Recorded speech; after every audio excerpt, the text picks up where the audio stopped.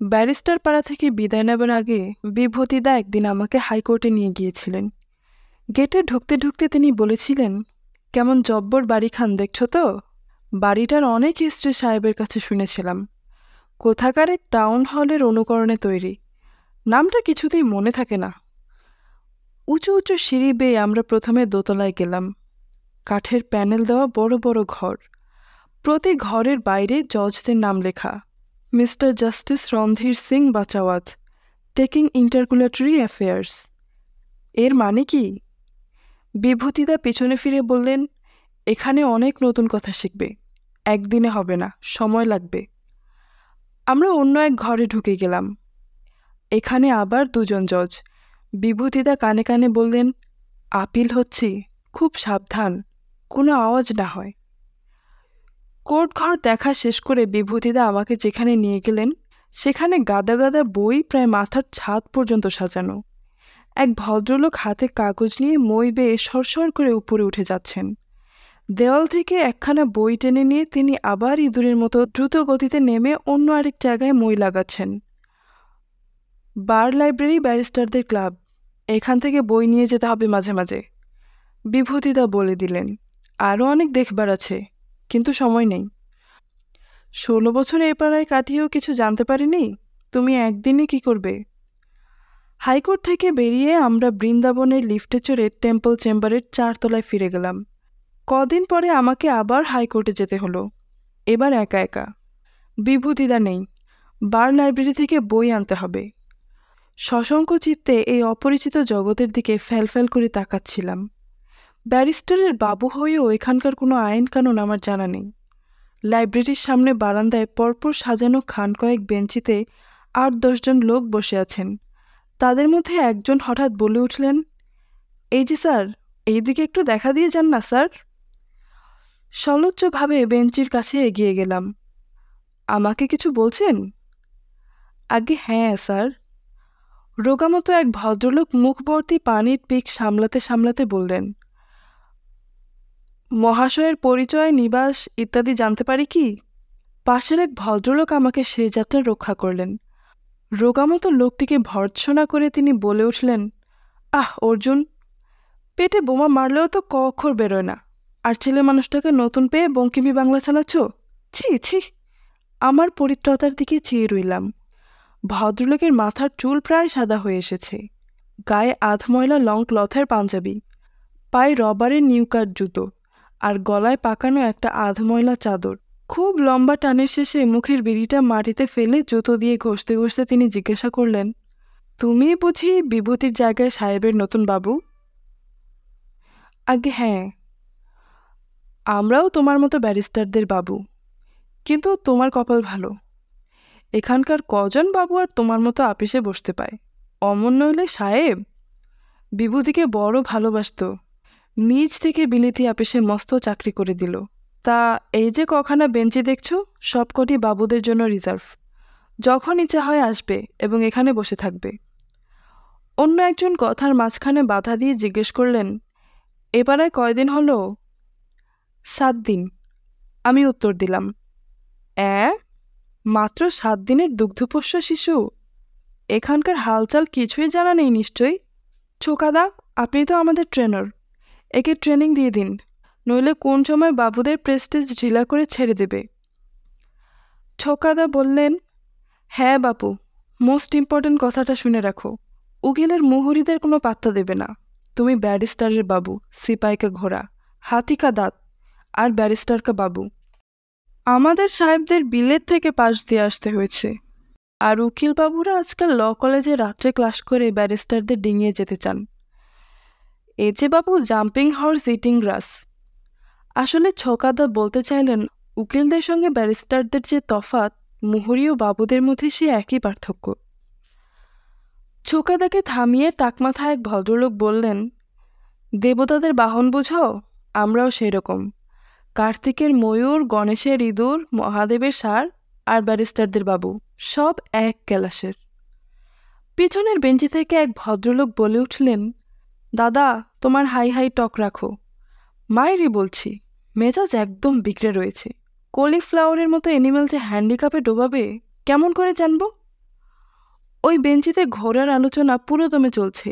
মাঝে মাঝে দু একটা কথা কানে আসে। পূর্ণ race, governor generals plate, handicap. হাতে একটা ছাপানো কাগজ নিয়ে আরেক ভদ্রলোক বেঞ্চিতে এসে বসলেন। ওই ছাপানো কাগজটি আমার জানা। বিভূতিদা বলে দিয়েছিলেন এর নাম ডেইলি কজ লিস্ট। কোন কোর্টে কী মামলা ধরা হবে তার লিস্টে। রোজ সকালে এসে এই লিস্টটি দেখবে। সাহেবের মামলা থাকলে লাল পেন্সিলে দাগ দিয়ে রাখবে। ভদ্রলোক ঠিক হয়ে বসার আগেই সমস্বরে সবাই চিৎকার করে উঠল, এই যে দাদা, এতক্ষণ কোথায় ছিলে? তাচ্ছিল্যের সঙ্গে ভদ্রলোক উত্তর দিলেন, 6 নম্বরে বারুজ্জিদের কোর্ট ওয়াচ করছিলাম। সাহেব আবার মিত্তিরের কোর্টে রয়েছেন। সময় মতো খবর দিতে হবে। ব্যাটা অ্যাটর্নির আর কি। ব্রিফ দিয়ে তিনি ঘুম মারতে গেলেন। আর ছাই আমি তীর্থ কাকের মতো কোর্টে হা করে বসে থাকি। কথা শেষ না করেই ভদ্রলোক আবার উঠলেন। যাই, কেদারবাবুকে ধরে গিয়ে যাই। বইয়ের লিস্টটি তো অনেকক্ষণ দিয়ে এসেছি। তারপর তিনি ব্যস্তভাবে বার লাইব্রেরির লাইব্রেরিয়ান কেদারবাবুর সন্ধানে বেরিয়ে গেলেন। হারুটা আর বাকতাল্লা মারার জায়গা পেলে না। বেটা আমাদের কাছেও রাজা উজির মারছে। ছোকাদা বললেন। যা বলেছ ছোকাদা। আরেকজন ফোরন দিলে, হারুটা তো আজ হাজরা সাহেব বলতে অজ্ঞান। বিজয় হাজরা মাসে কটা অ্যাপিয়ার হচ্ছে সে কি আর আমরা দেখতে পাচ্ছি না? দুটো ব্রিফ একসঙ্গে হাতে থাকে কিনা সন্দেহ। তাতেই হারু ধরাকে সরা জ্ঞান করছে। বার লাইব্রেরি থেকে গাউন হাতে একজন আমাদের বেঞ্চের কাছে এগিয়ে এসে ডাকলেন, অর্জুন, এই ব্রিফটা স্যান্ডেল কোম্পানির রমেনবাবুকে দিয়ে এসো, আর বলে দিও আজ 4:30টায় কনসালটেশন। অর্জুনবাবু ব্রিফ দিয়ে দ্রুত বেগে বেরিয়ে গেলেন। ছোকাদা চিনিয়ে দিলেন, ঘোষ সাহেব কমার্শিয়াল ম্যাটারে ঝানু ব্যারিস্টার। ছোকাদা অন্যান্য বাবুদের সঙ্গে একে একে পরিচয় করিয়ে দিলেন। ব্যানার্জি সাহেবের বাবু, চৌধুরী সাহেবের বাবু, যেন বাবুদের কোনো নিজস্ব পরিচয় নেই। হারুবাবু নয়, তার ডাকনাম ও পরিচয় হাজরা সাহেবের বাবু। একেবারে শেষ বেঞ্চিটা একটু নড়বড়ে। সেখানে যে 4-5 জন লোক বসে আছেন, ছোকাদা তাদের সঙ্গে আলাপ করিয়ে দিলেন না। বললেন, ওরা এখনো জুনিয়র, আমাদের সঙ্গে আড্ডা মারবার স্ট্যান্ডার্ডে আসেনি। আমিও তো জুনিয়র। ছোকাদাকে বললাম। জিভ কেটে ছোকাদা বললেন, ছি ছি, তুমি জুনিয়র নও, তুমি সিনিয়র। জুনিয়র সিনিয়র রহস্য বুঝতে আমার সময় লেগেছিল। সিনিয়র ব্যারিস্টারের বাবু, আমি বয়সে যতই জুনিয়র হই না কেন, বাবু সমাজে আমি সিনিয়র। অথচ জুনিয়র ব্যারিস্টারদের বাবু বয়সে সিনিয়র হলেও সমাজে তিনি জুনিয়র। ছোকাদার স্নেহ লাভ করে নিজেকে ভাগ্যবান মনে করেছি। সময় পেলেই চেম্বারে মোহনচাঁদকে রেখে ছোকাদার কাছে যাই। প্রতি মিনিটে কত নতুন কথা, কত নতুন খবর জানতে পারি। যেমন অ্যাটর্নিদের সঙ্গে বাবুদের সম্পর্ক। বাবুরা সাহেবের ব্রিফের জন্য অ্যাটর্নিদের অফিসে যান। কখনো বা পথে দেখা হলে নমস্কার জানিয়ে বলেন, এই যে স্যার, ভালো তো, একটু মনে রাখবেন। আবার মামলার শেষে অ্যাটর্নি অফিসে হাজির দিতে হয়। স্যার, চেকটা হবে নাকি? সাহেব পাঠালেন। অ্যাটর্নি অধিকাংশ ক্ষেত্রেই দার্শনিকের হাসি হাসেন। বলেন, আরে একটু নিঃশ্বাস ফেলতে দাও, কটা দিন যাক। মক্কেলের গলায় তো ছুরি লাগাতে পারি না। সবুরে মেয়া ফলে, বুঝেছ ভজহরি? ভজহরি এর জন্য প্রস্তুত হয়েই এসেছে। অ্যাটর্নি মহাপাত্রের হাতে জলই গলতে চায় না, তাই চেক। তবুও যথাসম্ভব বিনয় প্রকাশ করে বলে, আগে সে কথা তো 100 বার, তবে স্যার 3 মাস হলো, সব কিছু তো চালাতে হবে। মহাপাত্র যেন শুনতে পেলেন না এমন ভাব করে টেলিফোন তুলে নম্বর চান। ক্লায়েন্টের সঙ্গে কথাবার্তা শুরু করার আগে বলেন, আচ্ছা ভাই ভজহরি, আবার দেখা সাক্ষাৎ হবে, তোমার সাহেবকে বলো। বিফল মনোরথ ভজহরি রাস্তায় বেরিয়ে আসে। 10 নম্বরের দিকে কিছুক্ষণ তাকিয়ে থেকে সে একটা বিড়ি ধরায়। সাহেব রেগে যাবেন, বিশ্বাস করবেন না, বলবেন তুমি ভালো করে বলতে পারো না। মহাপাত্র নিজে আমাকে বলেছে বাবুকে পাঠালেই চেক দিয়ে দিবে। সবই কপাল। ছোকাদা আমাকে বলছিলেন, ওই মহাপাত্র পাঁচুবাবুকে নিজে এসে চেক দিয়ে যায়। ব্যারিস্টার সুব্রত রায়ের বাবু চেক আসতে একদিন দেরি হলে পাঁচু পরের বার হটিয়ে দেবে। সুব্রত রায় তো আর ব্রিফের তোয়াক্কা করেন না। ছোকাদার পাশে বসে বাবুদের কর্মতালিকা সম্বন্ধে অনেক কিছু ধীরে ধীরে জেনেছি। সাহেবের সঙ্গে সব কিছু করেন তারা। ব্রিফ নিয়ে সাহেবের পিছনে পিছনে ছোটেন, বার লাইব্রেরি থেকে সাহেবের জন্য বই নিয়ে আসেন। CNN, অল ইয়ার, AIR ইত্যাদি শব্দ প্রথমে আমার কাছে অদ্ভুত ঠেকেছে। বাবুরা কিন্তু এসব জানেন। 1936-এর অল ইয়ার বললেই বাবু জিজ্ঞেস করবেন, ভলিউম 1 না 2 স্যার? চিনির বলদ বলতে পারেন। মোটা মোটা বই তারা বই নিয়ে যান, আবার ফেরত আনেন। সাহেবের নির্দেশ মতো এক একটি বিশেষ পাতায় একটু করে কাগজ গুজে রাখেন। সাহেবরা একের পর এক সেগুলো দেখে মামলা তৈরি করেন। আইনের নতুন ব্যাখ্যা সৃষ্টি হয় বা বিশেষ কোনো ধারা বাতিল হয়ে যায়। বাবুরা অত শত বুঝেন না। ছোকাদা বলেন, আমি জিঞ্জার মার্চেন্ট, জাহাজের খোঁজ নিয়ে কি করব? আমরা শুধু দেখব অ্যাটর্নিকে, কদিন হিয়ারিং হবে, মোহর মিলবে। মোহর? অনেকে অবাক হতে পারেন। মোহর আবার কি? এ কি আলিবাবার দেশ যে মোহর নিয়ে কেনাবেচা হয়? সবিনয়ে বলবো, হাইকোর্টে সব কিছু হিসেব হয় মোহর দিয়ে। ব্যারিস্টারের ফিও মোহর হিসেবে দিতে হবে। একজন নতুন মক্কেল রেগে আমাকে জিজ্ঞেস করেছিলেন, মশাই, মোহর পাবো কোথায়? আপনার সাহেবের জন্য তো আর টাকশালের কর্তারা টাকা তৈরি ছেড়ে মোহর তৈরি করতে বসবেন না। তাকে অনেক কষ্টে বোঝালাম, আগে সে আমিও জানি না। আমরা শুধু হিসাব করি সোনার মোহরে। নেবার বেলায় নিই রূপো কিংবা কাগজের টাকা। 17 টাকায় 1 মোহর। সাহেব 30 মোহর চেয়েছেন, সুতরাং 30কে 17 দিয়ে গুণ করে যা হয়, অর্থাৎ 510 টাকা দিলেই চলবে। মোহরের কথা শুনে ছকাদা হেসেছিলেন। এবারে প্রথম এসে আমরাই কত আবল তাবল বকেছি, ভাবলেই হাসি লাগে। কিন্তু সেসব কথা থাক। ছকাদা থেমে গেলেন।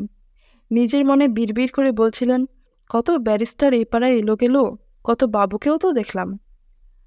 হাইকোর্টে কতদিন আছেন ছোকাদা? অনেক দিন হয়েছে, তোমরা জন্মাওনি, বুঝেছ হে? স্মৃতির রোমন্থন ছোকাদার ভালো লাগে। বিড়িটাতে শেষ টান দিয়ে তিনি বললেন, ওহে ছোকরা, ব্যারিস্টারের বাবু হওয়া সহজ নয়। এর জন্য সময় লাগে, বুদ্ধি লাগে, আর লাগে কপাল, বুঝেছ? বুঝতে না পেরে ছোকাদার মুখের দিকে তাকিয়ে থেকেছি।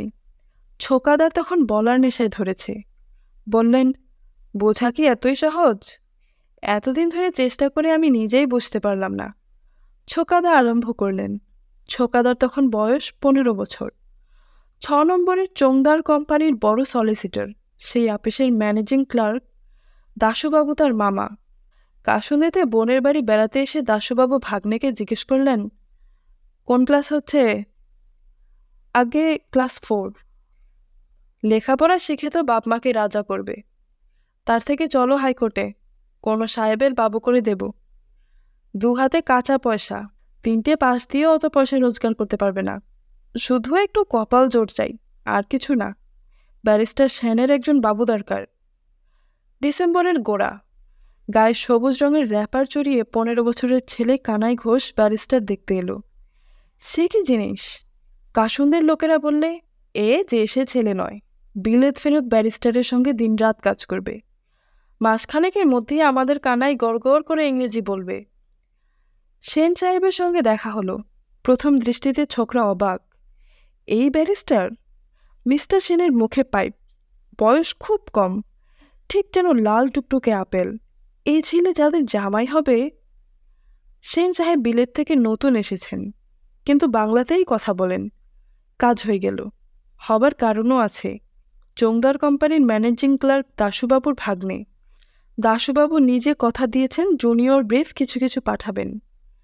বাবুদের জীবন অনেকটা জুয়ার মতো। সাহেব যদি উন্নতি করলেন, প্র্যাকটিস জমালেন, তাহলে বাবুরও 2 পয়সা হবে। চাই কি কলকাতায় খান কয়েক বাড়িও উঠতে পারে। অ্যাটর্নিরা খাতির করবে, দেখা হলে হাত তুলে নমস্কার করবে। কিন্তু কপাল মন্দ হলে সাহেব বার লাইব্রেরির টেবিলে মাথা রেখে ঢুলবেন, আর তার বাবু বাইরের বেঞ্চিতে ঝিমুতে ঝিমুতে পাশের লোকের কাছে বিড়ি চেয়ে খাবে। ছোকাদা বলে যাচ্ছিলেন। ব্যারিস্টার সেনের সঙ্গে ছোকাদারও সাধনা শুরু হলো। নতুন ব্যারিস্টার, এখন তো বেশ কিছুদিন জুনিয়রই করো, অ্যাটর্নিদের মন রেখে চলো, সিনিয়রের বাড়ি ডাক পড়লেই হাজির হও। সিনিয়র ব্যস্ত লোক, বেশি কথা বলার সময় নেই। তিনি বলবেন, এই পয়েন্টে যত মামলা হয়েছে তার তালিকা প্রস্তুত করো। রাত জেগে সেন সাহেব মামলার লিস্টে তৈরি করে যান। সিনিয়রের মন জয় করতে হবে, তার নজরে পড়তে হবে। এমনি পরিশ্রম করতে করতে যদি ভাগ্যলক্ষ্য কোনোদিন সদয়া হন। কাসুন্দের কানাইলাল ঘোষ সলজ্জ নয়নে ও সভয়ে অন্য বাবুদের পাশে এই বেঞ্চিগুলোর কাছে দাঁড়িয়ে থাকত। বসতে সাহস হয় না। বড় বড় ব্যারিস্টারের বাবুরা গম্ভীরভাবে আসেন, বসেন। সেন সাহেবের মতো জুনিয়র ব্যারিস্টারের বাবুর সঙ্গে তারা কখনো কথা বলেন না। হাইকোর্টের বড় বড় ব্যাপারে সে কি বুঝবে, এমন একটা ভাব। বানোয়ারি বাবুকে মনে পড়ছে, কি সুন্দর তার চেহারা, ঠিক যেন বনেদি জমিদার বংশের ছেলে। লাল টুকটুকে রং, গাল দুটো যেন রক্তের চাপে ফেটে পড়বে। তার পরনের আত্মীর পাঞ্জাবি এত ফিনফিনে যে ভেতরের গেঞ্জি পর্যন্ত দেখা যায়। পাঞ্জাবির হাতা গিলে করা, তার ভেতর থেকে সোনা দিয়ে মরা অষ্টধাতুর তাবিজ মাঝে মাঝে উকি দেয়। পরিধানে জরিপার ফরাসডাঙ্গার নম্বরী ধুতি, পায়ে লাল পামশু, গলায় পাকানো সাদা উড়নি। রোজ ধোপ ভাঙা পাঞ্জাবি পরেন বানোয়ারি বাবু। কথা কইবার সময় নেই তার। কত লোক তার কাছে আসে, কত কাজ তার। বেঞ্চিতে বসে বানোয়ারি বাবু পকেট থেকে এক বিরাট রূপোর ডিবে বার করেন। মৃদু চাপে খুট করে ডিবের মুখ খুলে একজোড়া পান তিনি মুখে পুরে দেন। ডিবের আরেক কোণ থেকে সামান্য একটু চুন আঙুলের ডগায় লাগিয়ে তিনি যখন জিভে ঠাকান, তখন তার 3 আঙুলের 3টি পাথর বসানো আংটি চোখ ঝলসে দেয়। পানের খুশবুই চারদিক আমোদিত করে তোলে। আর ওই যে রূপোর ডিবে, ওটি যে সে জিনিস নয়, খোদ হ্যামিল্টনের বাড়ির তৈরি। হ্যামিল্টন কোম্পানি, যারা লাট সাহেবের বউদের গহনা তৈরি করে। রূপোর ডিবের উপর বাঁকা বাঁকা ইংরেজিতে লেখা বানোয়ারি। চিতপুরের মল্লিকরা মস্ত জমিদার। তাদের মেজ তরফের চুনিবাবু সেবার পার্টিশন স্যুটে জিতে বানোয়ারি বাবুকে এই পানের ডিবে উপহার দিয়েছিলেন। বানোয়ারি বাবু সাহেবের পসার সবচেয়ে বেশি, অসংখ্য মামলা তার হাতে। অ্যাটর্নিরা এসে ধরেন, এই যে বানোয়ারি বাবু, সাহেবকে একটা ব্রিফ পাঠাবো, একটু দেখবেন। বানোয়ারি বাবু গম্ভীরভাবে বলে দেন, না না মশাই, সাহেবের করা হুকুম, আর ব্রিফ নিতে পারবো না। কাজের চাপে সাহেবের নিঃশ্বাস ফেলার সময় নেই। অ্যাটর্নি হেসে বলেন, না না, চিন্তার কিছু নেই, শুধু ব্রিফটা দিয়ে যাব, কেস হিয়ারিংয়ে আসতে অনেক দেরি। বানোয়ারি বাবু তবুও অবিচলিত। অ্যাটর্নির মুখের দিকে না তাকিয়ে তিনি বলে দেন, পরে আসবেন, ভেবে দেখবে। অন্য বাবুরা অবাক হয়ে দেখে, ব্রিফ নিয়ে অ্যাটর্নি এলে তার কত আদর আপ্যায়ন করে। ব্রিফের জন্য অ্যাটর্নির বাড়িতে ধর্ণা দিয়েও কিছু হয় না। অ্যাটর্নিরা মুখ বেঁকিয়ে বলে, পরে দেখা যাবে। আর বানোয়ারি বাবু অ্যাটর্নিদেরই ফিরিয়ে দেন। বানোয়ারি বাবু বলেন, আমি তো রেহান ভালো লোক, অ্যাটর্নিদের সঙ্গে যতটা নম্র হওয়া সম্ভব ততটাই হই। তোমরা তো কার্সন সাহেবের গল্প জানো না। অন্য বাবুরা উৎকর্ণ হয়ে বানোয়ারি বাবুর দিকে তাকিয়ে থাকেন। আপনার সাহেব বলেছেন বুঝি? হ্যাঁ গো হ্যাঁ। বানোয়ারি বাবুর গলার চাদরটা ঠিক করে নিলেন। স্যার এডওয়ার্ড কার্সন, মস্ত ব্যারিস্টার, তার ফিও তেমনি। 60 মোহর শুনলেই তো এখানে অ্যাটর্নিদের চোখ বেরিয়ে আসার জোগাড়। আর কার্সন সাহেব 25 মোহর হরবক্সে নিতেন। একবার এক অ্যাটর্নি এসে তাকে ধরল কেসে ফি কমাতে হবে। কার্সন সাহেব রাজি নন। অ্যাটর্নি তবুও নাছর বান্দা। কার্সন হঠাৎ অ্যাটর্নির হাত ধরে বার লাইব্রেরির কাছে নিয়ে গেলেন। লাইব্রেরিতে 50-60 জন ব্যারিস্টার বসে আছেন। কার্সন জিজ্ঞাসা করলেন, এদের দেখতে পাচ্ছেন? অ্যাটর্নি বলল, হ্যাঁ। কার্সন গম্ভীরভাবে বললেন, এদের কাউকে কেসটা দিন, অর্ধেক ফিতে হবে।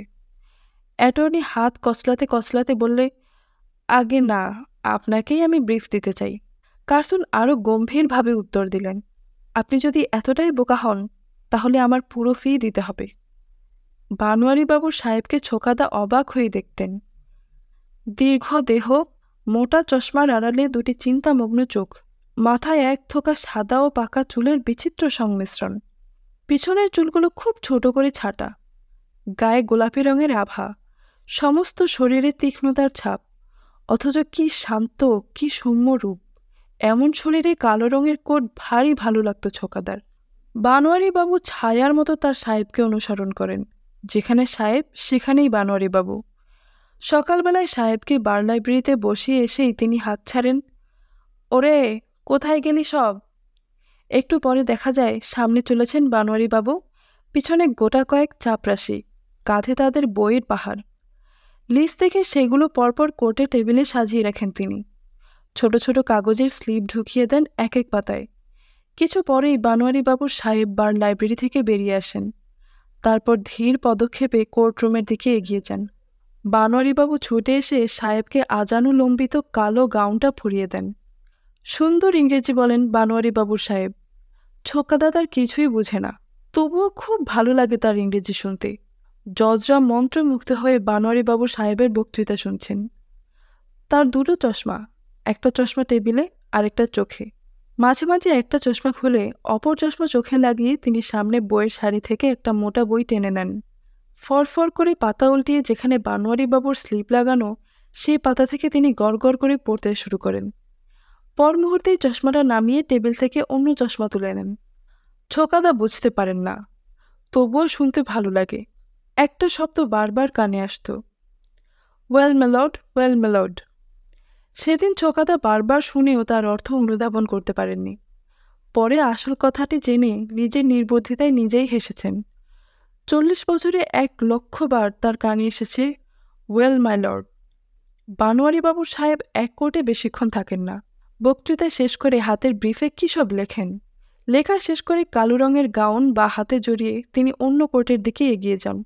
সেখানে বানোয়ারিবাবু আরেক গাদা মোটা মোটা বই সাজিয়ে রেখেছেন। ছোট ছোট কাগজের টুকরোগুলো বইয়ের ভেতর থেকে উকি মারছে। আবার সেই দৃশ্য শুরু হয়। বানোয়ারিবাবু সাহেব চশমা খুলে অন্য চশমা পরতে থাকেন। এই অবসরে বানোয়ারিবাবু বাবুদের বেঞ্চিতে চলে আসেন। সবাই সাগ্রহে তার বসবার জায়গা করে দেয়। পকেট থেকে হ্যামিল্টনের বাড়ির রূপোর ডিবে যথারীতি বের হয়। তার সঙ্গে দুটো পান মুখে পুরে নেন। চারদিকে খুশবুই ছড়িয়ে পড়ে। বানোয়ারিবাবু আর তার সাহেবকে নিয়ে নানান গল্প হয়। কেউ বলে ওর সাহেবের রোজগার 20,000 টাকা। একজন বলে 20,000 টাকা তোর হাতের ময়লা, শুধু ওর ডিগনাম কোম্পানি মাসে 20,000 টাকা দেয়, নিদেন 50,000 টাকা রোজগার। কাসুনদের কানাই ঘোষ অবাক হয়ে যায়। মাসে 20,000 টাকা, তাও কিনা হাতের ময়লা, মাসে 50,000 টাকা। এই বানোয়ারিবাবু 15 বছরের কানাই ঘোষকে দেখে বলেছিলেন, দুগ্ধপোষ্য ছোকরাটাকে কে আনলো? বানোয়ারিবাবু কানাই ঘোষকে ছোকরা বলে ডাকতেন। দেখা দেখি অন্য বাবুরাও এই নামে ডাকা শুরু করল। কাসুনদের কানাই ঘোষ ক্রমশ সবার ছোকাবাবু হয়ে দাঁড়ালো। তারপর বহুদিন কেটে গিয়েছে এবং কোন ফাঁকে সকলের অলক্ষ্যে ছোকাবাবু ছোকাদাতে পরিণত হয়েছে। বানোয়ারিবাবুকে ছোকাদা ভয় করতেন। বানোয়ারিবাবু বেঞ্চিতে বসলে তিনি দেয়াল ঘেঁষে দাঁড়িয়ে থাকতেন, বসতে সাহস হতো না। ছোকাদা মনে মনে স্বপ্ন দেখেন তিনিও বানোয়ারিবাবুর মতো হয়েছেন। অ্যাটর্নিরা বলছে, এই যে ছোকাবাবু, সেন সাহেবকে একটা ব্রিফ পাঠাচ্ছি। ছোকাদা নিষ্পৃহভাবে রূপোর ডিবে থেকে পান বার করে খেতে খেতে বলছেন, না না, এখন ব্রিফ নিতে পারবো না, সাহেব ভয়ঙ্কর ব্যস্ত। সেন সাহেব এক কোর্টে কেস শেষ করে অন্য কোর্টে যাচ্ছেন। একটুও বসবার অবসর নেই। দিন রাত শুধু কাজ আর কাজ। ভবিষ্যতের রঙিন কল্পনায় ছোকাদার প্রতি লোমকূপ সজাগ হয়ে ওঠে। কিন্তু কল্পনার স্বর্গ হতে ছোকাদাকে আবার বাস্তবের পৃথিবীতে ফিরে আসতে হয়। তখন বানোয়ারিবাবুর ভাগ্যে হিংসা হয়। কিন্তু বানোয়ারিবাবুর ভাগ্যে যে এই পরিণতি ছিল তা কে জানত? অন্যদিনের মতো বানোয়ারিবাবু সেদিনও সকালে বেঞ্চিতে বসে হ্যামিল্টনের বাড়ির রূপোর ডিবে থেকে পান বার করে খেলেন। চারদিকে খুশবুই ছড়িয়ে পড়ল। তার সাহেব এখনও আসেননি। মামলা রয়েছে, মস্ত বড় মামলা। কুমার সত্যনারায়ণ সিংহ মহাপাত্র ভার্সেস রাজমাতা অশ্রুলতা। অনেক বই লাগবে। গতকাল বাড়ি ফেরার আগে সাহেব লিস্টি করে দিয়েছেন। সমস্ত বইয়ে স্লিপ লাগিয়ে কোর্টে রেখে এসেছেন বানোয়ারিবাবু। 40খানা মোটা মোটা বই। সাহেব এসেই যুদ্ধ শুরু করবেন। বইগুলো আসলে বই নয়, আইন যুদ্ধের গোলাগুলি। বানোয়ারিবাবুর সাহেব চশমা পরে এক একটা বই থেকে গড় করে পড়ে যাবেন। রাজমাতা অশ্রুলতার সপক্ষে প্রতিটি নজির জজের সামনে অকাট্য হয়ে ফুটে উঠবে। রাজমাতা অশ্রুলতা মোটরে বসে আছেন। চীনে কোটপড়া তার অ্যাস্টেট ম্যানেজার বানোয়ারিবাবুকে বলে গেলেন, এই যে বানোয়ারি, সব ভালো তো?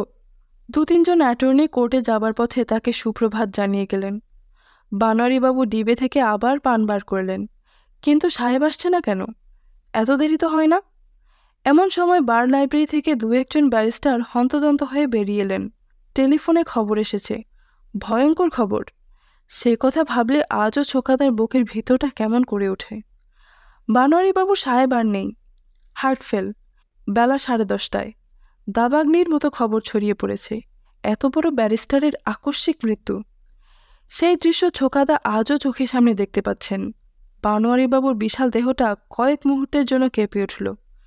ম্যালেরিয়া জ্বর আসার আগে রোগীর যেমন হয়। তিনি হঠাৎ গড়িয়ে পড়লেন মেঝেতে।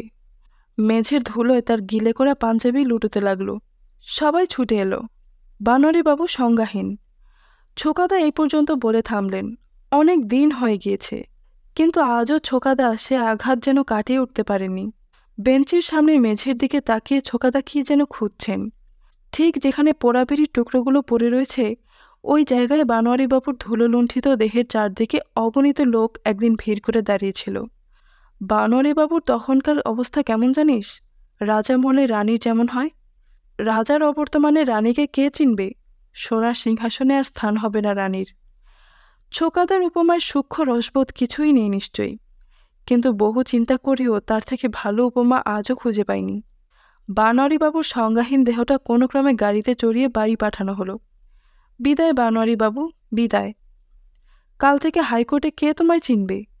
কোন অ্যাটর্নি বলবে, ব্রিফ পাঠাচ্ছি, দেখবেন? কোন বাবু ব্যস্ত হয়ে তোমার জন্য বেঞ্চিতে জায়গা করে দিবে? সেদিন আমার মনে কীরকম ভয় হলো। শুধু মনে হতে লাগলো, সেন সাহেবও যদি... ছোকাদা দোতলা থেকে উঠানের দিকে উদাস নয়নে তাকিয়ে থাকলেন কিছুক্ষণ। ফেলে আসা জীবনের বেদনা আজও যেন তাকে কাটার মতো বিদ্ধ করছে। সেদিনের কিশোর কানাই ঘোষ কিছুতেই বিশ্বাস করতে পারছিল না যে বানোয়ারিবাবুর সাহেব আর ফিরবেন না। তার মাথাটা যেন ঘুরছে। এক ভার গরম চা খেয়েও কিছু উন্নতি হলো না। যেদিকে তাকায় শুধু বানোয়ারিবাবুর সংজ্ঞাহীন দেহটা চোখের সামনে ভেসে উঠছে। কিশোর ছেলেটি আর বসে থাকতে পারল না। নিজের অজান্তেই একসময় সে বার লাইব্রেরির ভিতরে ঢুকে পড়েছে। দূরে সেন সাহেব একমনে বই পড়ছেন। মোটা ফ্রেমের চশমায় সেন সাহেবকে কি সুন্দর দেখাচ্ছে। তার নিজের সেন সাহেব, বয়স খুব কম, এখনও অনেক দিন কাজ করবেন। তবুও মন প্রবোধ মানে না, সে আরও এগিয়ে যায়। তারপরের কথা ভাবতে ছোকাদার আজও লজ্জা হয়। সেন সাহেবের ঘাড়ে নীলাভ দুটি শিরা দপদপ করছে। ছোকাদার হাত নিজের অজান্তে সেন সাহেবের দেহ স্পর্শ করেছে। না, ভয় নেই। উষ্ণ রক্ত সেন সাহেবের ধমনীতে বয়ে যাচ্ছে। সেন সাহেব চমকে উঠে পিছনে তাকালেন। কি ব্যাপার কানাই? লজ্জায় ছোকাদার মাটিতে মিশিয়ে যেতে ইচ্ছা করল। কি উত্তর দিবেন? মুখ, চোখ, কান সব লাল হয়ে উঠেছে। হে ধরণী, দ্বিধা হও। কিন্তু ভগবান মুখে কথা জুগিয়ে দিলেন, না স্যার, একটা পিঁপড়া ঘুরছিল। সেন সাহেব বিশ্বাস করলেন। ছোট ছেলের মতো হেসে বললেন, আজকে তুমি চলে যাও, কোর্ট বন্ধ থাকবে। সকাল সকাল বাড়িতে রোজ যেতে পারো না। অনেক দেরি হয়ে গিয়েছে, এবার বাড়ি ফিরতে হবে। ছোকাদা চমকে বর্তমানে ফিরে এলেন। কখন 4টে বেজে গিয়েছে আমিও লক্ষ্য করিনি। তিনি পায়ে জুতা গলিয়ে উঠে পড়লেন। আমিও চেম্বারের দিকে চললাম। এত দেরি করা উচিত হয়নি।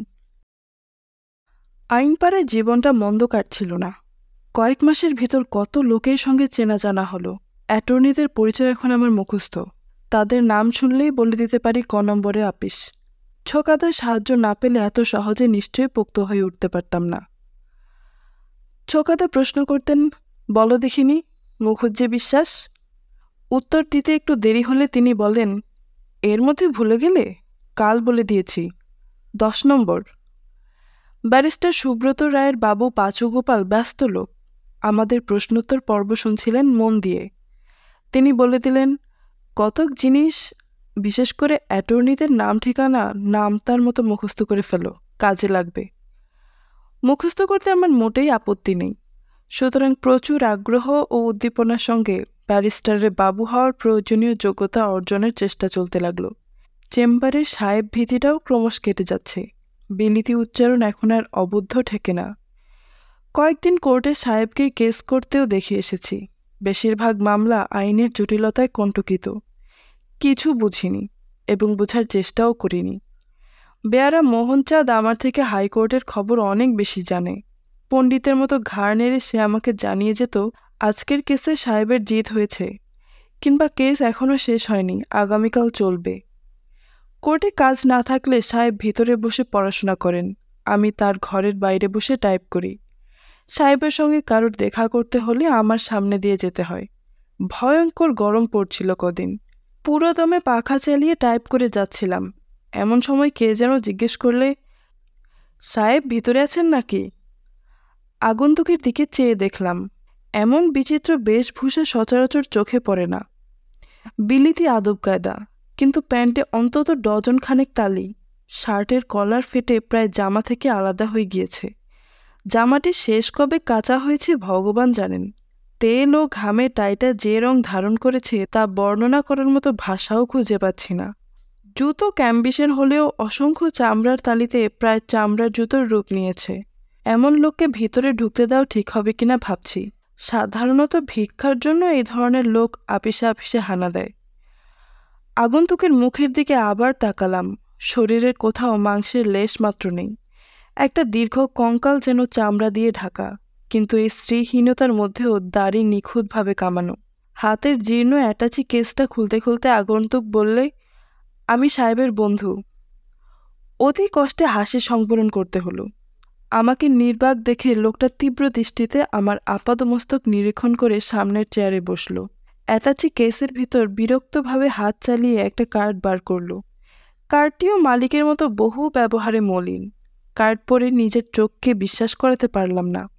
তাতে লেখা, বি.কে. বোস, B.A. ক্যান্টাপ, ব্যারিস্টারেট ল। ইনি ব্যারিস্টার? অসম্ভব। চৌরঙ্গি অঞ্চলের সিনেমা হাউসগুলোর সামনে অ্যাংলো ইন্ডিয়ান ভিখারির গোষ্ঠীভক্ত বলে যাকে আন্দাজ করেছিলাম, তিনি কিনা ব্যারিস্টার। ওল্ড পোস্ট অফিস স্ট্রিটে কাজ করতে এসে বহু ব্যারিস্টার দেখেছি। অনেকের সঙ্গে ইতিমধ্যে পরিচয় হয়েছে। তাদের অনেকের ভালো পসার, 2 হাতে টাকা রোজগার করেন। আবার কেউ হয়তো 6 মাসে একবার গাউন পরেন। তবুও সকলের চালচলনে বেশ ভাসে আভিজাত্যের ছাপ লক্ষ্য করেছি। কিন্তু ব্যারিস্টার বোসের একই রূপ। আমার অনুমতির জন্য অপেক্ষা না করে ব্যারিস্টার বোস ভিতরে ঢুকে গেলেন। এই যে বোস, অনেকদিন কোনো খবর নেই কেন? চেয়ার থেকে উঠে সাহেব যখন বোসকে অভ্যর্থনা করলেন, তখন আমার সন্দেহ নিরসন হলো। লোকটা সত্যই তার পরিচিত। নানা কাজে ব্যস্ত থাকি, আশা হয়ে ওঠে না। বোস উত্তর দিলেন। আমাকে ডেকে সাহেব চায়ের ব্যবস্থা করতে বললেন। শরীর কেমন? বোস উত্তর দিলেন, বেশ ভালোই আছি। শরীরে মেদ থাকলেই সুস্থ এবং না থাকলেই অসুস্থ, এমন কোনো নিয়ম নেই। দুজনের আলাপ আলোচনা অনেকক্ষণ চলল। আমার চেয়ার থেকে সেসব স্পষ্ট শোনা না গেলেও মিস্টার বোসের ইংরেজি কথনের অপূর্ব ভঙ্গিমায় বেশ আশ্চর্য বোধ করলাম। সাহেবের ঘর থেকে বেরিয়ে ব্যারিস্টার বোস আমার কাছে এলেন। সামনের বেঞ্চিতে পা তুলে ক্যাম্বিসের জুতোর ফিতেটা আট করে দিলেন। তারপর অ্যাটাচি কেস নিয়ে বিদায় নিলেন। বোসকে দেখলে? সাহেব জিজ্ঞাসা করলেন। উত্তর দিলাম, হ্যাঁ। কথার ভঙ্গিতে হয়তো সাহেব আমার মনের কথা বুঝলেন। তাই বললেন, তোমাদের শাস্ত্রী বলে পুরুষের ভাগ্য স্বয়ং দেবতার অজ্ঞাত, মানুষ তো ছাড়। এমন একদিন ছিল যখন আমার স্বপ্নেও ভাবতে পারতাম না বোসকে এই বেশে দেখতে হবে কোনোদিন। আর কিছু বললেন না তিনি। একটা চিঠি টাইপ করতে দিয়ে বোসের প্রসঙ্গ চাপা দিলেন। ব্যারিস্টার বোসের দারিদ্র্যক্লিষ্ট কঙ্কালসার চেহারাটি ক্রমশ আমার খুব পরিচিত হয়ে উঠল। অ্যাটাচি কেস হাতে তিনি চেম্বারে আসেন। সেই তালিমারা প্যান্ট, তেল চিটচিটে শার্ট ও টাই, সেই ক্যাম্বিসের জুতো। সেই একই ভঙ্গিতে অ্যাটাচি কেস ও ব্রিফের বান্ডিল নামিয়ে জিজ্ঞাসা, সাহেব ভিতরে আছেন? এবং ভিতরে প্রবেশ ও সাহেবের সঙ্গে কিছুক্ষণ কথাবার্তা ও প্রস্থান। ইদানিং প্রায়ই চেম্বারে আসছিলেন তিনি। আগে মাসে একবারের বেশি দেখা হতো না, কিন্তু সময়ের ব্যবধান কমতে কমতে সপ্তাহে 2-3 বার হাজিরা দিতে লাগলেন ব্যারিস্টার বোস। ফলে সাহেবের কাজের ক্ষতি হয়। গল্পে বসলে মিস্টার বোস সহজে উঠতে চান না। কেসের কাগজপত্র ফেলে সাহেবকে কথা বলতে হয়।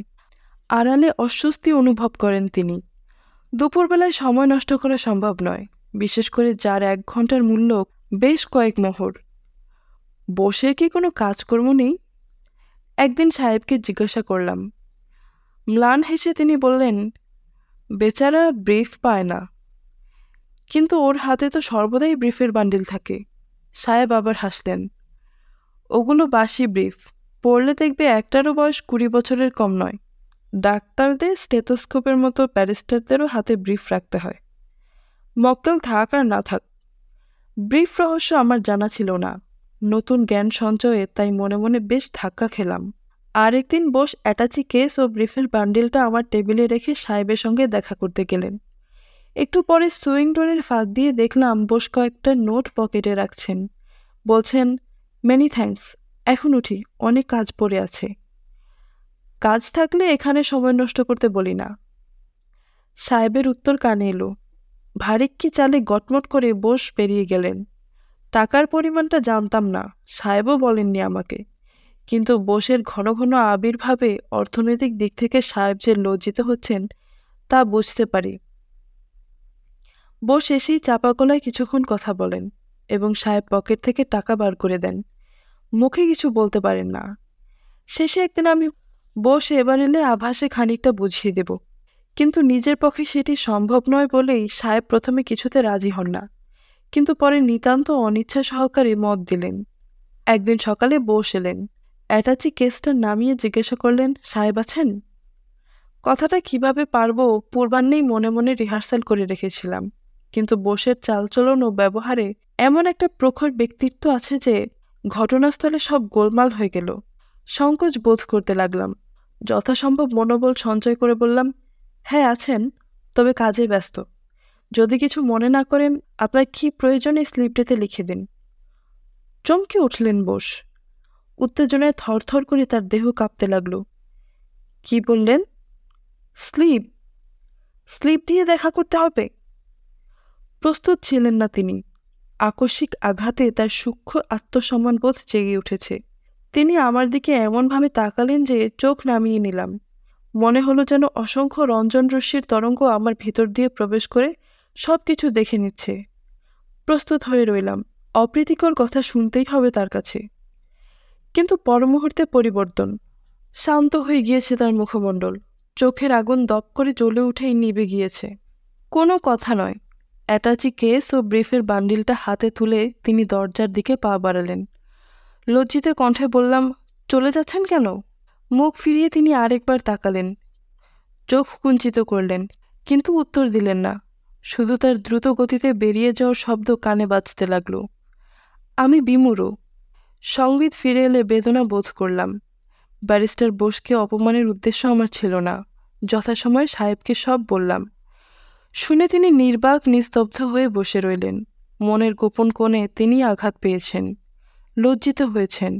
সামনের একখানা মোটা আইন বইয়ের দিকে শূন্য দৃষ্টিপাত করে তিনি বললেন, বোস চলে গেল? না, খুব অন্যায় করেছি। আমি বললাম, কোনো রূঢ় কথা বলিনি তাকে। সাহেব আমার মুখের দিকে তাকালেন। সে কথা বলছি না, অপরাধ আমারই। তার মনের আকাশে বিষণ্ণ মেঘ ক্রমে ক্রমে জমে উঠছিল। বোধ করি তাই তিনি ধীরে ধীরে ব্যক্ত করলেন বোসের কাহিনী।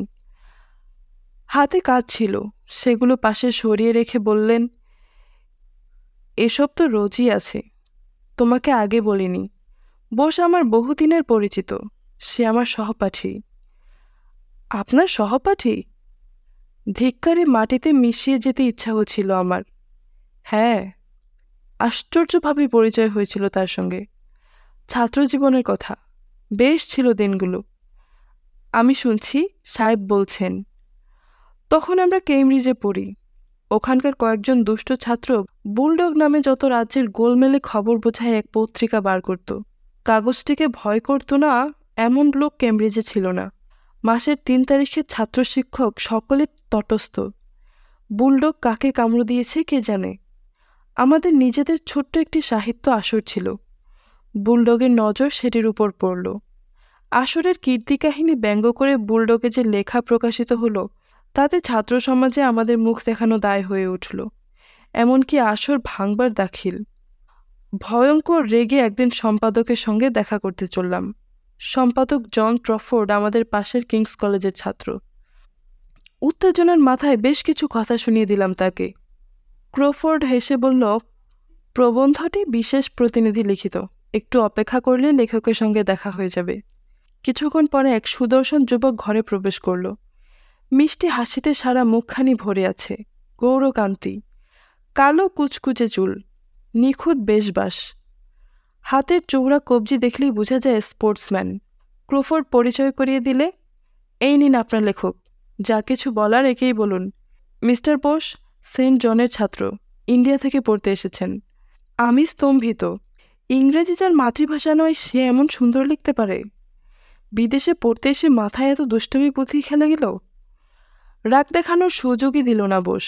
বলল, বন্ধ ঘরের মধ্যে ঝগড়া করা আমার পোষায় না। এসব খেলা মাঠে জমে ভালো। সম্মোহনী শক্তি আছে বোসের। প্রতিবাদ করতে পারলাম না। ক্রোফোর্ডের ঘর থেকে বেরিয়ে হাঁটতে হাঁটতে বাইরনস পুলের ধারে হাজির হলাম আমরা। কতদিনের প্রাচীন স্মৃতি। ছাত্রাবস্থায় লর্ড বাইরন এই পুকুরের সামনে বসতেন। কখনো ছেলে মানুষের মতো ক্রীড়াচ্ছলে ঝাঁপিয়ে পড়তেন জলে। পুকুর পাড়ে বসে আমরা বাইরনের দিনের কথা ভাবছিলাম। বোস বক্তা, আমি শ্রোতা। সন্ধ্যা ঘনিয়ে আসতে আমরা উঠে পড়লাম। হঠাৎ মনে হলো ঝগড়া করার জন্য এসেছিলাম আমরা। বোস নিজেই বলল, বাগযুদ্ধটা আজ হলো না। ঠিক আছে, তোলা রইল। আরেকদিন আসুন, সুদে আসলে ঝগড়া করা যাবে। ঝগড়ার দিনটা ক্রমশ পিছিয়ে গিয়েছে এবং শেষ পর্যন্ত তামাদি। হাতাহাতি করতে এসে অন্তরঙ্গ বন্ধুত্ব। বোসের আড্ডা সভার আমি অন্যতম মেম্বার। বাবার একমাত্র সন্তান বীরেন বোস। বন্ধুবান্ধবের পিছনে 2 হাতেই টাকা খরচ করে। একা কিছু খাওয়া, একা থিয়েটারে যাওয়া বোসের কল্পনার অতীত। কোথাও পিকনিক হবে, খাবারের দায়িত্ব সে জোর করে নিজের উপর নেবে। 5টা কি 10টা টাকা আজ তার কাছে কত মূল্যবান, অথচ একদিন কথায় কথায় সে 2-3 পাউন্ড খরচ করেছে। বোস ছবি আঁকে, ঘোড়ায় চড়ে, ছুটির দিনে বন্দুক কাঁধে শিকারে বার হয়। অব্যর্থ তার লক্ষ্য। সারাদিন জলাজঙ্গলে ঘুরে সন্ধ্যার আগে যখন সে ফেরে, তার ঝুলিতে তখন বেশ কয়েকটি বন্য পাখি। গুনগুন করে সে নিজের ভাষায় গান গাইত। আমরা বুঝতাম না, তবুও ভালো লাগত। বোসের হোস্টেলের ঘরের এক কোণে একটা ছোট কটেজ পিয়ানো ছিল। কত সন্ধ্যায় তার বাজনা শুনেছি। সে উঠে এসেছে, আমি বাজাতে আরম্ভ করেছি। সুন্দর কাহিনী, সর্বদেশের শিষ্য ও গুরুকন্যাদের কাহিনী। গুরুগৃহে শিক্ষা সমাপ্ত করে বিদায় নেবার কাল সমাগত। কচ গুরুকন্যা দেবযানীর সঙ্গে শেষ দেখা করতে এলেন। দেবযানী, আমার যাবার সময় হয়েছে, তাই দেখা করতে এলাম। মধুকণ্ঠে দেবযানী জিজ্ঞেস করলেন, তোমার সকল অভিলাষ পূর্ণ হয়েছে তো? প্রশ্নের ইতি কচ ধরতে পারলেন না, তাই বললেন, হ্যাঁ সুন্দরী, আমার জীবন কৃতার্থ, আমার সকল আশা চরিতার্থ। অভিমানিনী গুরুকন্যা তখন মনে করিয়ে দিলেন, হে উদারদর্শন যুবক, ভেবে দেখো কত উষায়, কত জ্যোৎস্নায়, কত অমানিসায় এই পুষ্পগন্ধঘন বনে তুমি আমার প্রতি সলজ্জ দৃষ্টি হেনেছ, সে কি আমি দেখিনি? আমার হৃদয়ে কি সঙ্গে সঙ্গে কেঁপে ওঠেনি? পৃথিবীর সকল কচ ও দেবযানীর উপাখ্যান অভিশাপ বর্ষণে শেষ হয় না। কচের প্রশস্ত ও উষ্ণ বক্ষে ক্রীড়াবিধুরা দেবযানীরা অনেক সময় ঝাঁপিয়ে পড়ে। অন্তত বীরেন বোস ও এমিলি ডেভেনহামের ক্ষেত্রে তাই হয়েছে। তবুও আমার কেমন আশ্চর্য মনে হয়েছে। এমিলি ডেভেনহাম কুৎসিত না হলেও সুন্দরী নন। একদা কেমব্রিজে এই বীরেন বোস অনেক সুন্দরী ইংরেজ তরুণীর জীবনে অশান্তির আগুন জ্বালিয়ে এসেছে। আমি অন্তত 2 জনের কথা নিশ্চিত জানি। নিউনহাম কলেজের বেরিল ও ভেরনিকার পাশে এমিলির সৌন্দর্য ও বংশগৌরব কোনোটাতেই দাঁড়াতে পারবে না। আগুনের দিকে পতঙ্গের মতো তারা 2 জনেই বোসের দিকে ছুটে এসেছে। বোস বাধা দেয়নি। একসঙ্গে ঘুরে বেরিয়েছে, ক্যাফেতে মুখোমুখি বসে গল্প করেছে, বড় বড় চিঠি লিখেছে। তারপর বেরিল হিউম তাকে মনের কথা জানিয়েছে। বীরেন নিষ্ঠুরভাবে প্রত্যাখ্যান করেছে। ভেরোনিকা সাদারল্যান্ডেও একই ভুল করেছিল। মরমে আঘাত পেয়েছে সে বীরেনের কাছে। চোখের জলে রোমাল সিক্ত করেছে ভেরোনিকা। নির্বিকার চিত্তে বীরেন বলেছে, জীবনটা স্পোর্টসম্যানের মতো নিতে হবে, সেন্টিমেন্টাল হয়ে লাভ নেই। কেমব্রিজের প্রত্যাখ্যান ও আজকের আকস্মিক আত্মসমর্পণের কোনো যুক্তি খুঁজে পাইনি, কারণ অনুসন্ধান ছেড়ে দিয়েছি ব্যর্থ হয়ে। প্রবোধ দিয়েছি মনকে, বোসের ভালো লেগেছে এমিলিকে, সেই যথেষ্ট। গিয়েছি বীরেন বোস ও এমিলি ডেভেনহামের বিয়েতে। কিছুদিন পরেই সস্ত্রীক বীরেন বোস ভারতবর্ষের পথে রওনা হলো। বোম্বাই থেকে বীরেন আমাকে শেষ চিঠি লিখেছিল। জানিয়েছিল কলকাতায় পৌঁছে আবার চিঠি লিখবে। ব্যারিস্টারি ও সাংবাদিকতার মধ্যে টানাপোড়েন চলছিল। কোন পথে যাব ঠিক করে উঠতে পারিনি। পাকাপাকি কোনো ব্যবস্থার আগেই মহাযুদ্ধ বেঁধে গেল। অন্য অনেকের মতো কলম ছেড়ে বন্দুক ধরতে হলো আমাকে, ফলে বোসের কোনো সংবাদ নেওয়া হয়নি।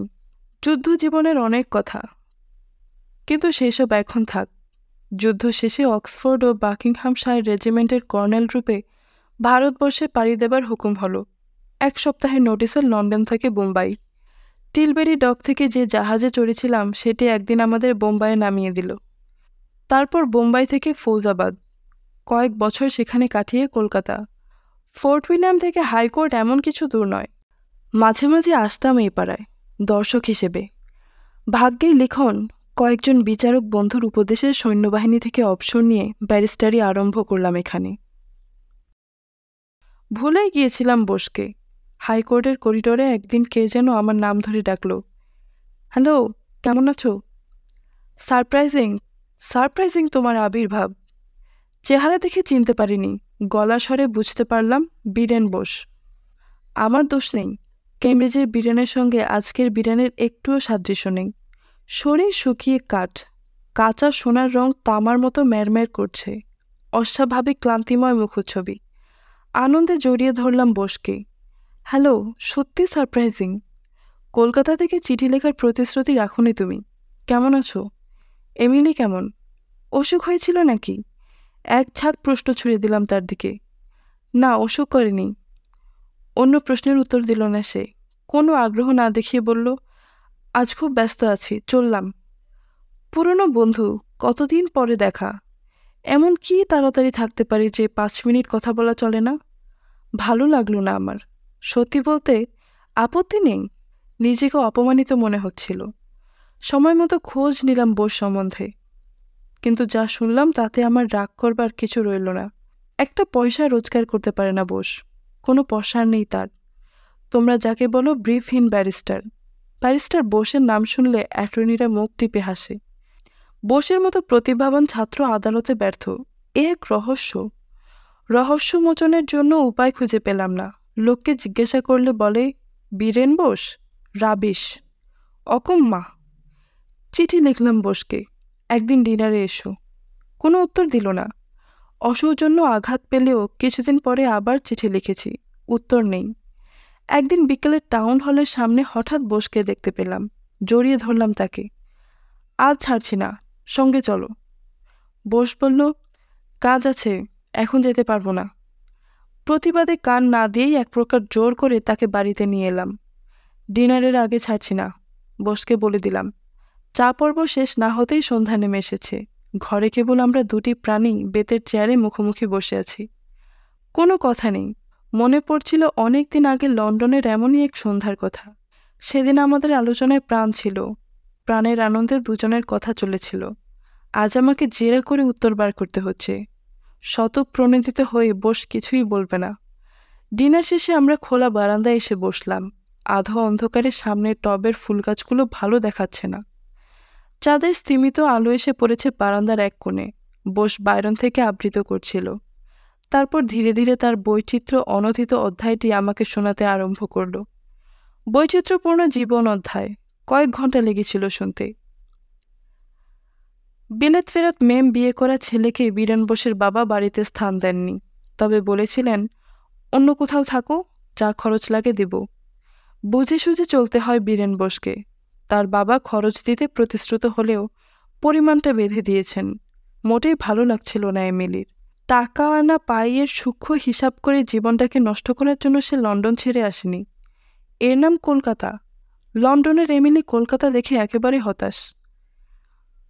রঙিন স্বপ্নজাল বনেছিল সে ইন্ডিয়ার জীবন সম্বন্ধে। এমিলি ভেবেছিল স্বামী তাকে রাজপ্রাসাদে রাখবেন, দামি মোটরে রোজ রেড রোডে হাওয়া খেতে নিয়ে যাবেন। ছুটিতে কলকাতা ছেড়ে গোপালপুরের সমুদ্র তীরে তারা রঙিন ছাতার তলে শুয়ে থাকবে, কিংবা লুকোচুরি খেলবে মুসৌরি ও ডালহৌসি পাহাড়ের কোণে কোণে। স্বপ্ন ভঙ্গজনিত আঘাতটা কাটাবার জন্যই ক্লাবে যেত এমিলি। প্রথম দিকে 8টার মধ্যে এমিলি বাড়ি ফিরত। 1 ঘন্টা এগিয়ে ফেরার সময় 9টা দাঁড়ালো, তারপর 10টা, 11টা। অনেক রাতে যখন সে ক্লাব থেকে ফেরে মদে বেহুশ, শিথিল বস্ত্রবাসে ট্যাক্সি থেকে ঘর পর্যন্ত হেঁটে যাওয়ার ক্ষমতা থাকে না। উচ্ছৃঙ্খলতার স্রোতে নিজেকে ভাসিয়ে দিচ্ছে এমিলি। বোস বাধা দিতে অনেক চেষ্টা করে, আদর করে বুঝিয়ে বলে, ক্লাবে যেও না, আর গেলেও সকাল সকাল ফিরবে। এমিলি মুখ বেঁকায়। আমি কি তোমার হিন্দু ওয়াইফ যে ঘরের কোণে প্যাকিং বক্সের মতো পড়ে থাকব? তবুও বোস হতাশ হয় না। এমিলির কটূক্তি অসুস্থ প্রিয়জনের প্রলাপ মনে করার চেষ্টা করে। দিন কাটে। বোসেরও জীবনের শ্যামলতা সরসতা শুকিয়ে আসে। বোসের মনে হয় সব মেকি, সব নিরর্থক। এমিলির ক্লাব বিল ও ফ্ল্যাশে টাকা মেটাতেই তার শোচনীয় অবস্থা। এমিলি আরও টাকা চায়, টাকা ছাড়া অন্য কোনো সম্বন্ধ নেই স্বামীর সঙ্গে। গল্প উপন্যাসে যা পড়া যায় এক্ষেত্রেও প্রায় সেরকম ঘটল। অশান্তিক্লিষ্ট বিরান বসু অন্য 5 জনের মতো ধ্বংসের পথে পা বাড়ালো। নিজের স্ত্রীর ভালোবাসা না পেয়ে সে মিতালি পাতালো মদের পেয়ালার সঙ্গে। বড় ব্যারিস্টার হবার সকল গুণই ছিল তার, তবুও কিছু হলো না। সিদ্ধির জন্য প্রয়োজন একাগ্র সাধনা, একনিষ্ঠ পরিশ্রম। সেই কারণেই সংসারের শান্তি পুরুষের পক্ষে অপরিহার্য। বাইরের জীবন দেবতার সঙ্গে যুদ্ধের অনুপ্রেরণা ও উদ্যম অন্দরমহল থেকে আসা চাই, নচেত বীরেন বোসের মতো অবস্থা। নিম্নতর প্রতিভা নিয়ে বোসের সমসাময়িক অনেকেই কোর্টে সুনাম ও অর্থের অধিকারী ছিলেন। তারা যখন মক্কেলের সঙ্গে মামলার হৃদয়ঙ্গম করার জন্য ব্রিফের পাতায় লাল ও নীল পেন্সিলের দাগ দেন, বোস তখন মদের ঝোঁকে লাল ও নীল রঙের খেলা দেখে। তারা তখন প্রয়োজনীয় নজিরের সন্ধানে কিংস বেঞ্চ, কুইন্স বেঞ্চ ও AIR-এর পাতা তল্লাশি করেন, বোস তখন বাইরনের পাতা উল্টায়। প্রথম দিকে বোস ব্রিফ পায়নি এমন নয়, কিন্তু সেদিকে মোটেই খেয়াল ছিল না তার। কোর্টেই যায় না অর্ধেক দিন। অ্যাটর্নিরা ঠিকই শিখেছেন, কোর্টে ডাক হয়েছে অথচ ব্যারিস্টার বসে দেখা নেই। অ্যাটর্নি মহলে এসব খবর চাপা থাকে না, অন্য অ্যাটর্নিরা সাবধান হয়ে গিয়েছেন। থোড়াই তোয়াক্কা করে বোস, মদ নিয়ে ব্যস্ত সে। এমিলির অন্তরে সামান্যতম দায়িত্বজ্ঞানের উদয় বোসকে নিশ্চিত পতন থেকে রক্ষা করতে পারত, কিন্তু তা হবার নয়। বোসের বাবা ভাগ্যবান, ছেলের অধঃপতন চোখে দেখার আগেই তিনি চোখ বুজেছেন। এমিলি ও বীরেন কেউ কারোর খবর রাখে না। লাট্টুর মতো এমিলি ও বীরেন নিজেকে কেন্দ্র করেই পাক খাচ্ছে। এমিলি কখনো ফেরে গভীর রাতে, কখনো বা রাত কাটিয়ে ভোরবেলায়। বীরেন বোস ড্রয়িং রুমের সোফায় পড়ে থাকে, খালি মদের বোতল মেঝেতে গড়াগড়ি খায়। অনেক আগে যা ঘটা উচিত ছিল তা ঘটল দেরিতে। কলকাতার কাছাকাছি এক পাটকলের জনৈক ইংরেজ নন্দনের কণ্ঠলগ্না হল এমিলি, এবং যথাসময়ে তারই অঙ্কশায়িনী হয়ে প্রস্থান করল স্বদেশে। সময়ের গতিতে বসু একদিন সম্বিত ফিরে পেল। নেশার ঘোর কেটে গিয়েছে। চোখ খুলে দেখল সর্বশান্ত সে। পৈতৃক বাড়িটি ছাড়া সবই লোকসানের অঙ্কে, কেবল লাভ হয়েছে যকৃতের ব্যাধি। অনুতপ্ত বোস নতুন জীবনযাপন করতে মনস্থ করল। পূর্ণ উদ্যম নিয়ে ব্যারিস্টারি করার সংকল্প এবার। কিন্তু ইতিমধ্যে সংকল্প ও সিদ্ধির মধ্যে অনতিক্রম্য ব্যবধান রচিত হয়েছে। ব্রিফবিহীন ব্যারিস্টারদের পাকা খাতায় বীরেন বোসের নাম ইতপূর্বেই লেখা হয়ে গিয়েছে। অপ্রকৃতস্থ মদ্যপকে কোনো অ্যাটর্নি কেস দিতে চান না, মক্কেলের স্বার্থ তাকে দেখতে হবে তো। ফলে 11টা থেকে 4টা পর্যন্ত বার লাইব্রেরিতে দিবানিদ্রা ছাড়া বোসের আর কিছু করার রইল না। বন্ধা নারী সন্তান লাভের মতো বীরেন বোসের ব্রিফ লাভ স্বপ্নই রয়ে গেল। পুষ্পপত্রে ভরা বৃক্ষে শীতের আগমনে ক্ষয় শুরু হয়, একে একে ঝরে পড়ে প্রতিটি পাতা। শুধু শাখা প্রশাখার দল কঙ্কালের মতো বিভৎস রূপ নিয়ে দাঁড়িয়ে থাকে। বীরেন বোসেরও তাই। তার জীবনযাত্রার ব্যারোমিটারের পাড়া ক্রমশ নিচের দিকে নামতে লাগল। র্যাঙ্কিনের তৈরি স্যুট ছাড়া পরত না বীরেন। র্যাঙ্কিন ছেড়ে ওয়াসিল মোল্লা, সেখান থেকে হাওড়াহাটের জামা। সেই জামাতে তালি পড়তে লাগলো একের পর এক। মোটর ছেড়ে ট্যাক্সি ধরল বীরেন বোস, ট্যাক্সি ছেড়ে বাস। একটানা বলে যাচ্ছিলেন সাহেব, আমি শুনে যাচ্ছিলাম নীরবে। একটা প্রশ্ন পর্যন্ত করিনি, ডুবে গিয়েছিলাম কাহিনীর অতলে। সাহেব থামতে আমি আরও যেন জেগে উঠে নড়ে চড়ে বসলাম। মাথার ভিতর থেকে অদ্ভুত অদ্ভুত চিন্তা তালগোল পাকাচ্ছে। জানতে পেরেছি একটা বিচিত্র জীবনকে। চোখের সামনে দেখতে পাচ্ছি বীরেন বোস যেন একটা নয়, ছেঁড়া ও নোংরা জামাকাপড় পরা বীরেন বোস। কেমব্রিজের বীরেন বোস একটা সারির 2 প্রান্তে দাঁড়িয়েছে, মধ্যখানে আরও অনেকগুলো বীরেন বোস, বিভিন্ন রূপ ও বয়স তাদের। সাহেব আবার বললেন, বোস কিন্তু কখনো আমার কাছে হাত পাতেনি। প্রকারান্তে বুঝতে পেরে আমিই কিছু কিছু দিয়েছি। তাই নাকি? ভিক্ষা চাইনি বীরেন বোস? বোসকে আমি জানি, আর কখনো সে আসবে না। সাহেব উঠে পড়লেন। বেশ মনে আছে, সেদিন বিকেলের চেম্বার থেকে ডালহৌসি যাচ্ছিলাম, ওখান থেকে বাড়ি ফিরবার বাস মিলবে। কাউন্সিল হাউস স্ট্রিটে পড়েই দেখি যে আমার কয়েক গজ সামনে বোস শালপাতার ঠোঙা হাতে ছোলা মোটো সিদ্ধ চিবোতে চিবোতে চলেছেন। ভাবলাম ছুটে গিয়ে ক্ষমা চাই, বলি, আমাকে ভুল বুঝবেন না। না, যাব না, হয়তো লজ্জা পাবেন। চলার বেগ কমিয়ে দিয়ে দুজনের দূরত্ব আরও খানিকটা বাড়িয়ে দিলাম। এক মনে ছোলা চিবোচ্ছেন তিনি, আমি পিছন থেকে দেখছি। ডালহৌসির মোড়ে হাজির হলাম আমরা। সেখানে শালপাতাটা ছুঁড়ে ফেলে দিয়ে ব্রিফের বান্ডিল বা বগলে চেপে একটা চলন্ত ধর্মতলামুখ সেকেন্ড ক্লাস ট্রামের কামরায় উঠে পড়লেন ব্যারিস্টার বোস।